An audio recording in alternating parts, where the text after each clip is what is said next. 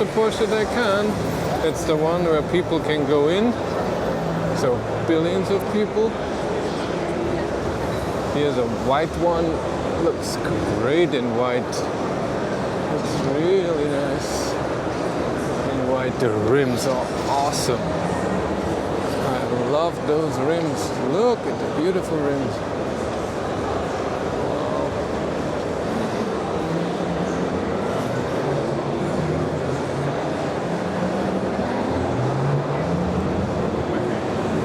Get a nice clean shot.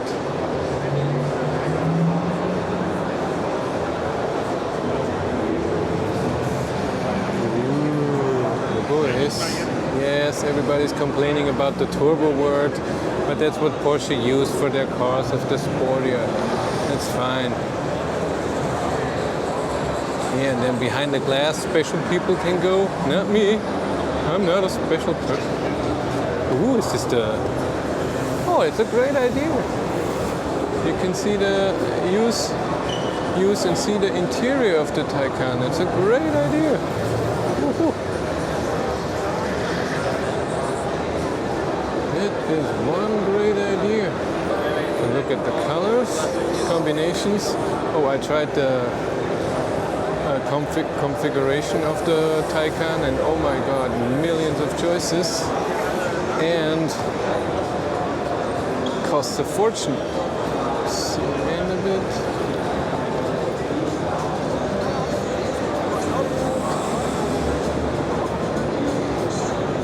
There's a bald head in there. Yeah, the 3 screen if you have the screen for the passenger.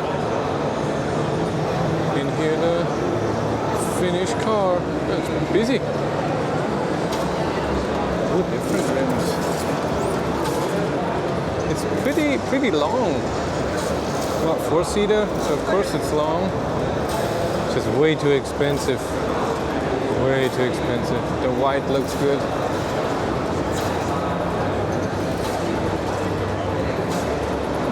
Sorry man, and then touch you. Ooh. Okay. Yeah, interior is nice, eh? Interior is very nice. Looks good with the screen and everything. Here's Mr. Clean for VW. I saw him on ID3 before. He can touch all the cars.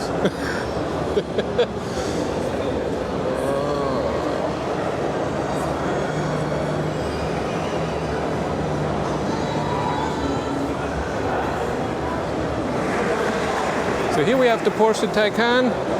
95 kilowatt hour battery, so it's 100 kilowatt and 95 kilowatt is available. 560 kilowatt of overboost power, that's a lot. 1050 newton meters of torque, 390 kilometers WLTP range, 2.8 seconds to 100, all-wheel drive of course.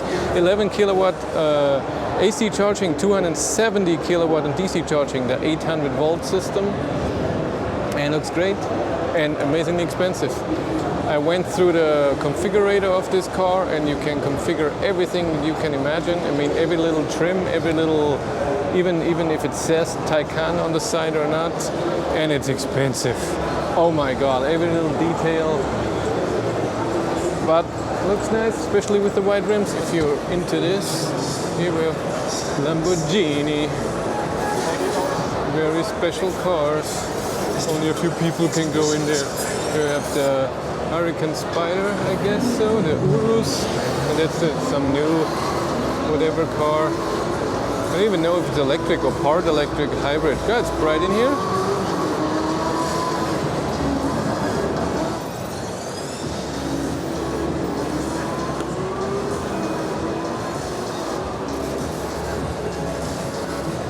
How do you get in there? Must know people. And here we have the Smart EQ44 electric Smart, very tiny, but okay. Look at the specs. We have 41 kilowatt power. It's nothing. 160 newton meters of torque. 12.7 to 0 to 100 kilometers an hour. Oh god, but 22 kilowatt AC charger. Woohoo. And a range of 140 kilometers. What battery size? Does it say that? 17.6 is the battery size. And on the other side, this must be the two-seater. You're gonna buy the convertible one or just another one? Oh, it's a convertible too. That's true, he's right. Is it the same? It's exactly the same. It's amazing that you can get 17 kilowatt in that tiny little car. That is great, but only AC charging. Am I right? Check. Oh, no problem. Yeah, only AC charging. No DC charging. Let's go into Mercedes. Experience EQ. I'm guessing this is where the EQC is. And I'm guessing this is where they have the concept. They have this concept EQS. So what was the name? Yeah, we have the EQC. Is it? Yeah. I haven't seen one yet. I talked to a dealer. He was okay with it. That I drive it when he gets it in many days. Let's see, EQC 400.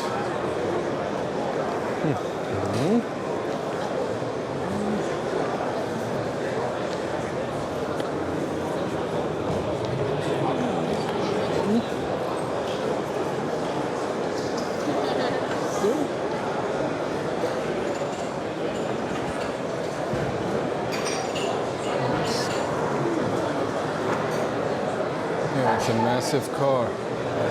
It's the size of the e-tron. God, it's a massive car. Well, if you need it. Okay, here we have the Mercedes EQC 400. Has an 80 kilowatt hour net capacity, 300 kilowatt all-wheel drive motor. WLTP range of 360 kilometers, 760 newton meters of torque, 5.1 seconds to 0 to 100. Only 7.4 AC charging, but 115 DC charging. But Björn Nilan tested it and it was around 110, but that's fine. It's really okay. It's massive. Let's look at it. It's really a massive car.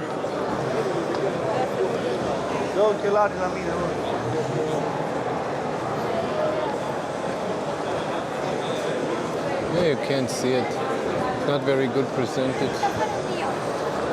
You can see all the stuff, and they have two here. I don't think there's another one outside. But look at the crap they have in front. My God. So Mercedes is still not there with building the electric car that they should, where everything is underneath.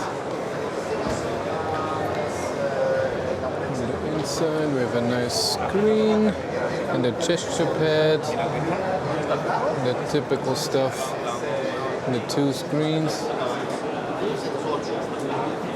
Oh, looks nice.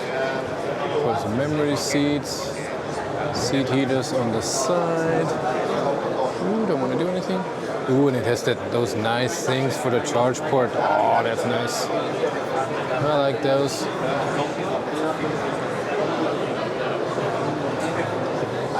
What a massive car. God, I repeat myself. I'm very sorry. I like to do that.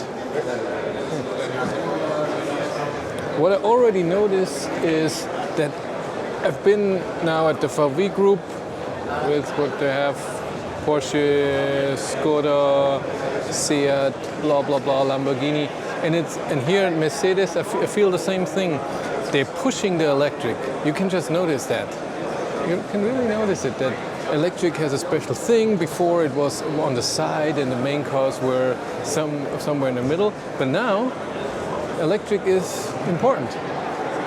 They finally get it.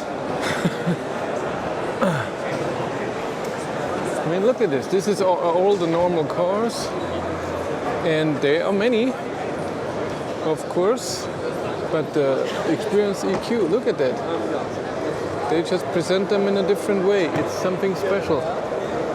Just see it right away. And then they have 2 EQCs and the new, is it Vito? What's the name of it? Let's check it out. Let's check it out. EQV 300 is the name. It's a massive car again, but that's for a lot of people. That's great. That's cool. Look at that. 2, 4, 6 seats.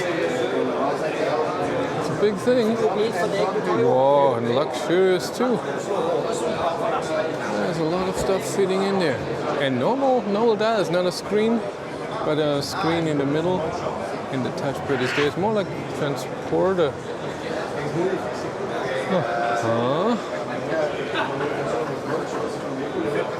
They put this in a very nice